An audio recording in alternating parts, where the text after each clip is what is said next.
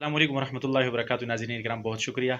आपसे गुजारिश है कि हमारे चैनल को सब्सक्राइब करके हमें ममनून और मशकूर फरमाइएगा।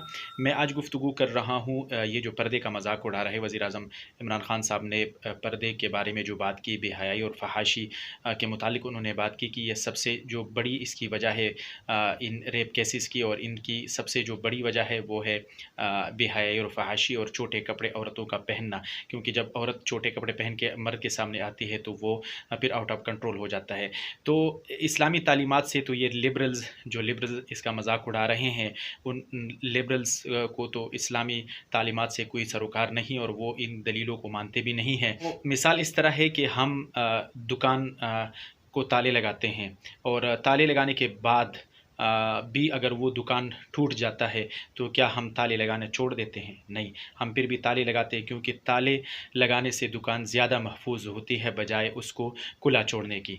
हम सेफ़ में या बैंक को हम ताले लगाते हैं, या सेफ़ में हम सोना रखते हैं, चांदी रखते हैं, पैसे कैश रखते हैं, तो वो कभी-कभार वो सेफ़ चोर तोड़ के वो पैसे हमारे चुरा लेते हैं, सोना हमारा चुरा लेता है। तो क्या उसके बाद हम उस सेफ़ में पैसे रखना या कैश रखना या सोना रखना छोड़ देते हैं? नहीं, क्योंकि हमें पता है कि ओपन रखने से सेफ़ में रखना महफूज है।